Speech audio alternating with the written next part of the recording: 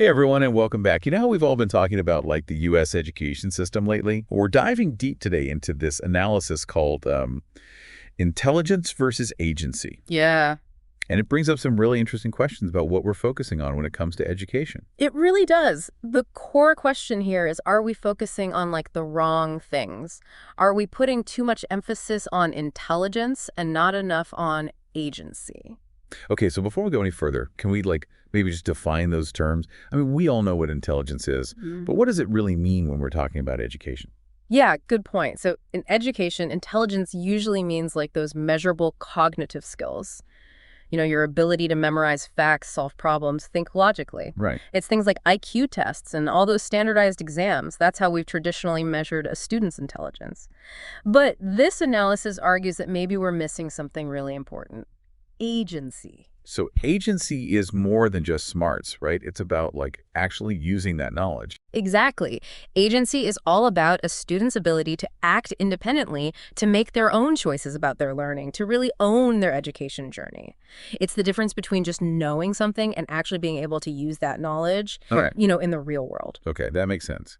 But hasn't the U.S. education system always kind of prioritized those traditional measures of intelligence, like good grades and test scores have always been seen as the key to success, right? Yeah, they definitely have. And there's no question that developing strong cognitive skills is important. Yeah.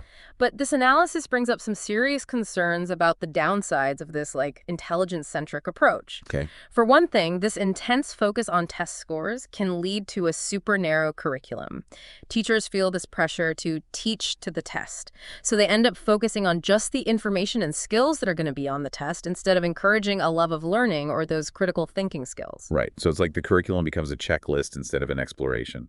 Exactly. And another issue is this emphasis on quantifiable intelligence often leads to like a disproportionate focus on STEM subjects, science, technology, engineering, math.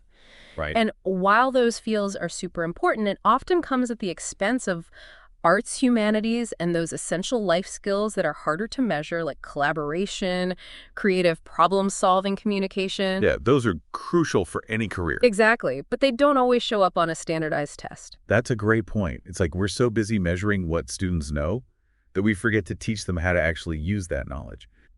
But some people would say that standardized tests are important Right. for accountability. Oh, absolutely. That's a common argument. Yeah. And accountability is important. But are standardized tests really the best way to measure learning and achievement? This analysis would argue that they're not. In fact, they might actually be widening the gap between students from different backgrounds. How so? Well, not everyone has equal access to the resources that can help boost those test scores. Things like good preschools, tutoring programs, or even just a stable home environment that's good for learning. So a system that's heavily reliant on standardized tests might actually be making those inequalities worse instead of better. That's exactly what this analysis suggests. And that brings us back to agency.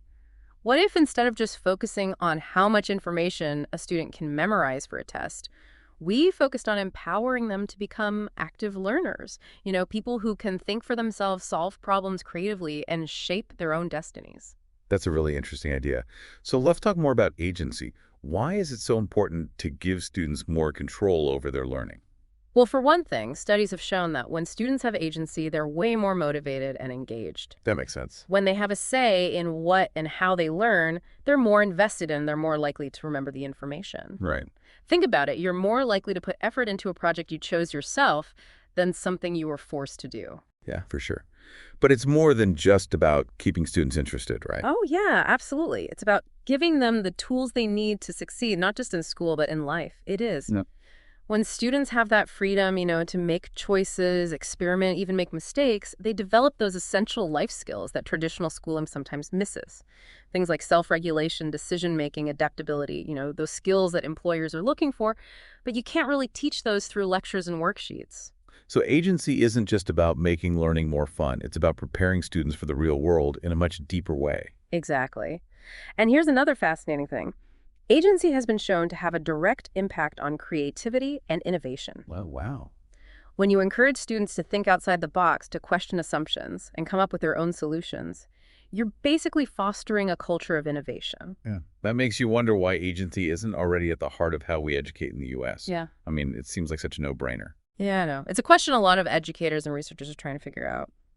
And it's here that this analysis starts to connect our current intelligence-heavy approach to some of the major challenges facing U.S. education today. Okay, so let's talk about those challenges. Yep. What are some of the specific issues that are coming up? Well, one of the biggest issues is that even though the U.S. is one of the wealthiest countries in the world, we consistently lag behind other developed nations in international measures of academic achievement. Hmm.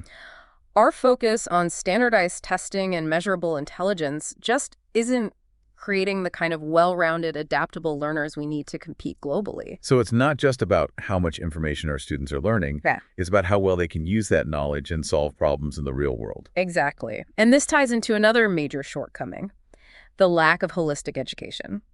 In our push to raise those test scores, we've often narrowed the curriculum, focusing mainly on those core subjects that are easy to measure. But this can come at the expense of crucial skills and experiences that make someone a well-rounded individual. Things like emotional intelligence, empathy, creativity, civic engagement.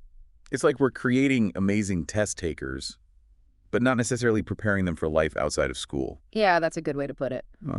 And then there's the issue of student disengagement. A lot of kids find school boring and irrelevant. Right. And when you combine that with the pressure of standardized testing, it's no wonder so many students are feeling burned out. It's like forcing everyone to eat the same meal, even though they have different tastes and nutritional needs. Some people be fine, but others are going to be left feeling hungry. That's a great analogy. And we can't forget about the issue of inequality in our education system. Despite all the efforts to make things better, the achievement gap based on things like socioeconomic background, race, and other factors is still there. Yeah? And this analysis suggests that our current system, with its reliance on standardized tests and a narrow definition of intelligence, might actually be making these inequalities worse. It sounds like we need a system that's more flexible, more responsive to the needs of individual learners, and more focused on developing the whole person, not just their ability to memorize facts and pass a test. I completely agree. And the good news is that the Intelligence First Agency analysis doesn't just point out the problems. It offers some really compelling solutions for reimagining education for the future, solutions that are both ambitious and achievable. Okay, so let's hear those solutions.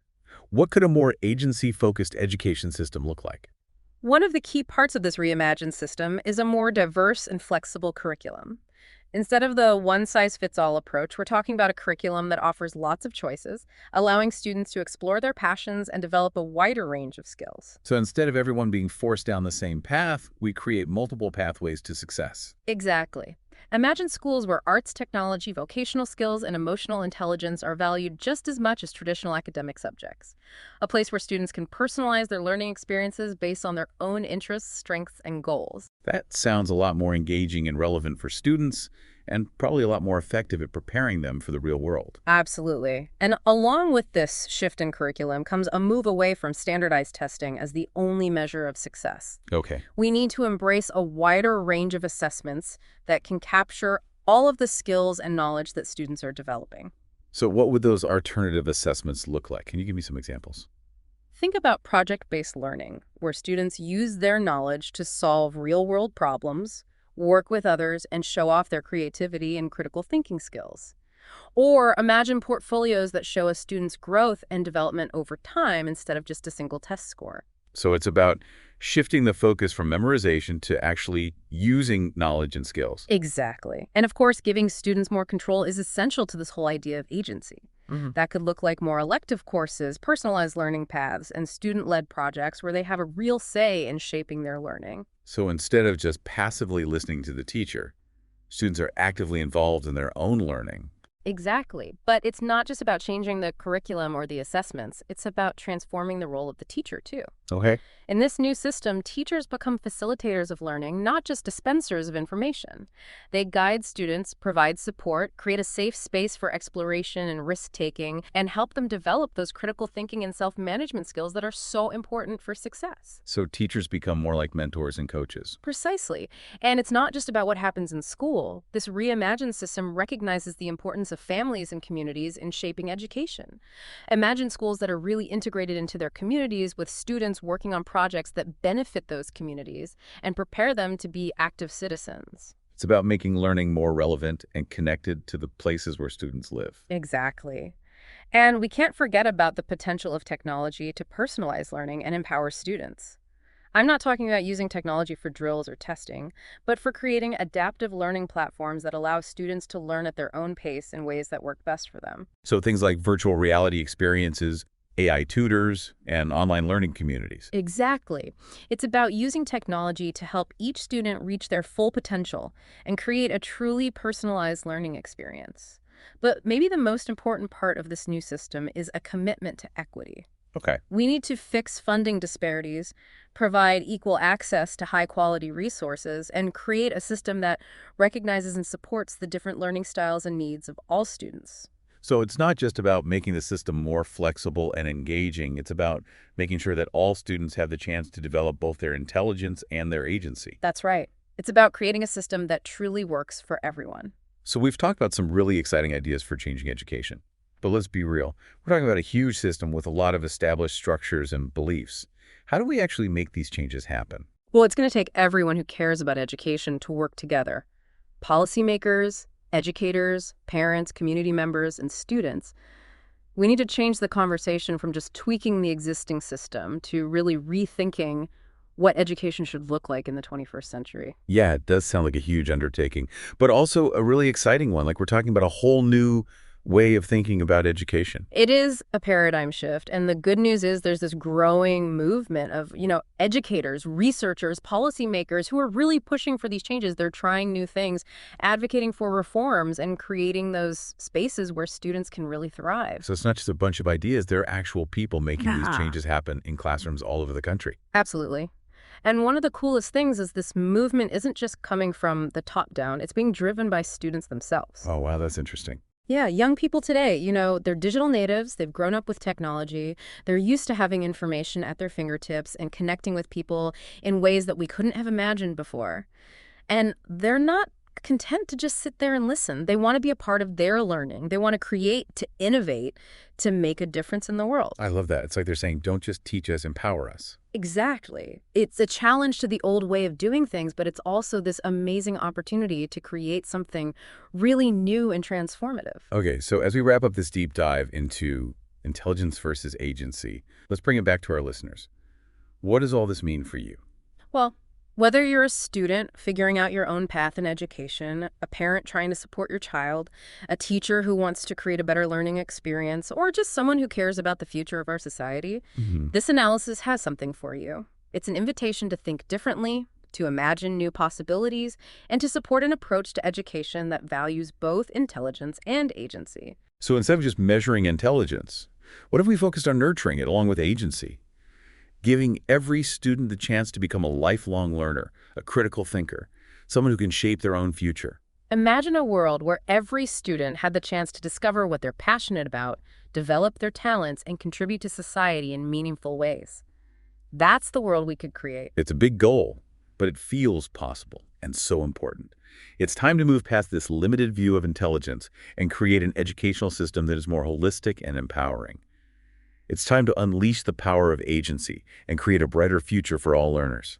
In the hallways like a loud debates, scripts in hand but minds sedate. Memorize but dare not think, swimming in a sea of ink. Ticking boxes, passing tests, pressure building never rests. Numbers high but hearts are tired, creativity uninspired. Binary brains, but where's the heart? Education's missing art. Intellect won't set you free without a dose of agency. Without a dose of agency.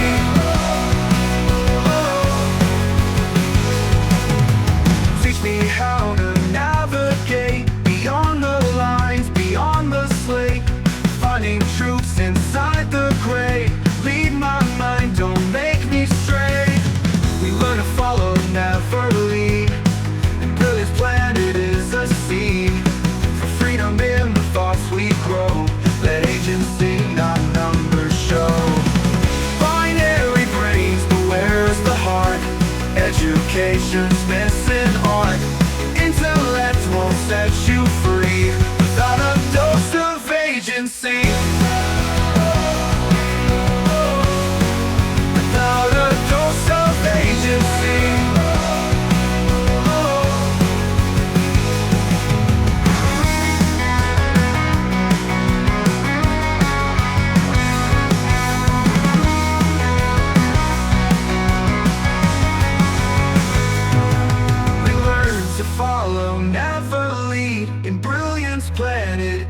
a seed for freedom in the thoughts we grow. Let agency, not numbers, show.